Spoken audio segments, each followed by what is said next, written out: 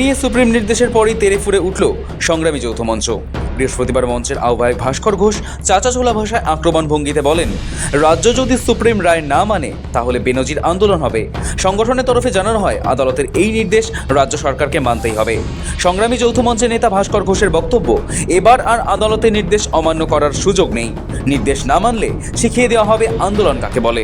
সাথে ধন্যবাদ জ্ঞাপন করছি রাজ্যের বিরোধী দলনেতাকে, যেভাবে উনি নিজের ব্যক্তিগত উদ্যোগে পরমজিৎ সিং পাটোয়ারিয়াজিকে দিনের পর দিন দান করিয়েছেন এবং তার ফিস মিটিয়েছেন।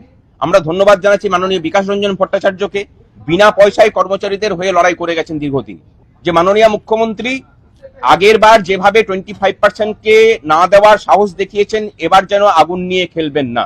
কর্মচারীদের আইন স্বীকৃত অধিকার এটা প্রতিষ্ঠিত হলো এবং এর রায়ের প্রভাব গোটা ভারতবর্ষ জুড়েই পরিষ্কার জানায় যে এই ভোটের মুখে এই রায় যদি ক্যারি ফরওয়ার্ড না করা হয় তাহলে যে আন্দোলনের সম্মুখীন হবেন আপনি, আপনাকেও নতুন করে আন্দোলন শেখাবো আমরা, এটুকু কথা দিলাম। সমস্ত রকম বিভেদ ভুলে আসুন, পথে না নামলে পরে কিন্তু এই রায়কে ইমপ্লিমেন্ট করানো যাবে না। আজকে অন্তর্বর্তী বাজেট 31শে মের মধ্যে 25% দেওয়ার কথা। দূর থেকে বসে অন্য কেউ আদায় করে দেবে সেই জামানা নেই। পশ্চিমবঙ্গের সমস্ত স্তরের মানুষকে বলছি যে যার যা দাবি দাওয়া আছে, এটা হচ্ছে গোল্ডেন পিরিয়ড এই রাজ্যে আন্দোলন করার।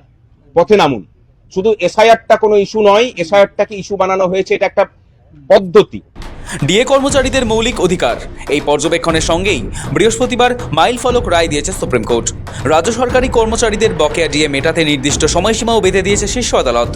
নির্দেশ অনুযায়ী চলতি বছরের মার্চের মধ্যে বকেয়া ডিএর 25% এবং মে মাসের মধ্যে বাকি 75% মেটাতে হবে রাজ্য সরকারকে। এই রায়ের পরেই রাজনৈতিক উত্তাপ ছড়ালো রাজ্যে। বিশেষ করে বঙ্গ বিজেপির শিবিরে কার্যত উৎসবের আবহ।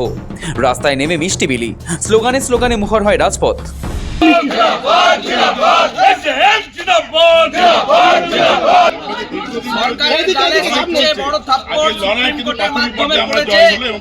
বিরোধী দলনেতা শুভেন্দু অধিকারীর উচ্ছ্বাস ছিল চোখে পড়ার মতো।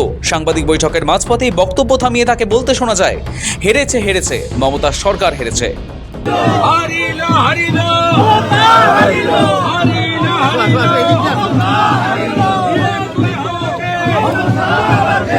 সুপ্রিম কোর্টকে ধন্যবাদ জানিয়ে শুভেন্দু অধিকারী বলেন, মার্চের মধ্যে প্রায় 10,400 কোটি টাকা দিতে হবে রাজ্যকে, বাকি 75% মেটাতে হবে মে মাসের মধ্যে। অর্থাৎ এই সরকারের অক্ষমতার খেসারত পরের সরকারকে দিতে হবে। রাজ্যের যে ষড়যন্ত্র টালবাহানা সবই সুপ্রিম কোর্ট ধুয়ে মুছে সাফ করে দিয়েছে। 26-এর নির্বাচনে বিজেপি ক্ষমতায় আসছে দাবি করে রাজ্যের সরকারি কর্মচারীদের প্রতি বিরোধী দলনেতার আশ্বাস, বিজেপি সরকার এলে সুপ্রিম কোর্টের রায় মর্যাদার সঙ্গে কার্যকর করা হবে। মমতা বন্দ্যোপাধ্যায়কে আগামী মার্চ মাসের মধ্যে 10,400 কোটি টাকা কর্মচারীদেরকে দিতে হবে, আর বাকিটা যেটা হবে সেটার দায়ভার পরবর্তী সরকারকে নিতে হবে। এবং ভারতীয় জনতা পার্টি কথা দিতে পারে, বিজেপি সরকার এলে, বিজেপি সরকার আপনারা আনলে আমরা সুপ্রিম কোর্টের জাজমেন্টকে মর্যাদা দিয়ে আপনাদের সুপ্রিম কোর্টের যে রায় তাকে মমতা বন্দ্যোপাধ্যায় স্যাটের সুপ্রিম কোর্ট তৎক্ষণাৎ 31শে মার্চের মধ্যে 25% অর্থাৎ 10,400 কোটি টাকা দিয়ে দিতে বলেছে।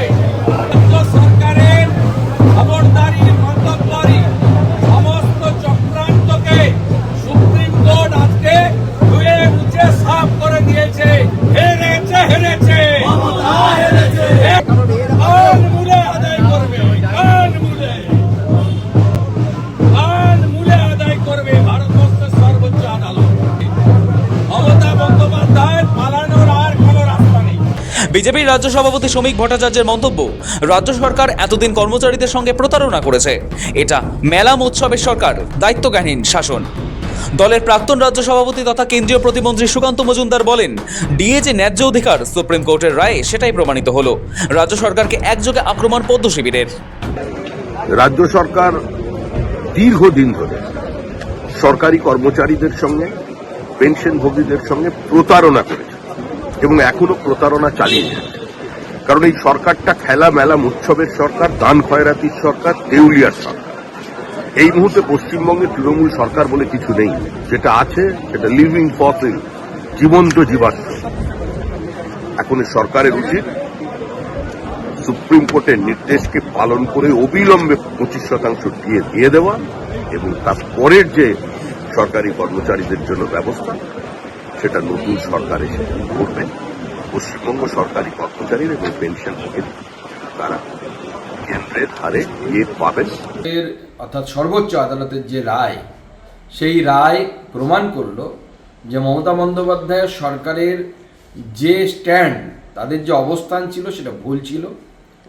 কোর্ট পরিষ্কারভাবে বলে দিয়েছেন, মহামান্য সুপ্রিম কোর্ট বলে দিয়েছেন যে ডিএ ন্যায়সিদ্ধ অধিকার সরকারি কর্মচারীদের।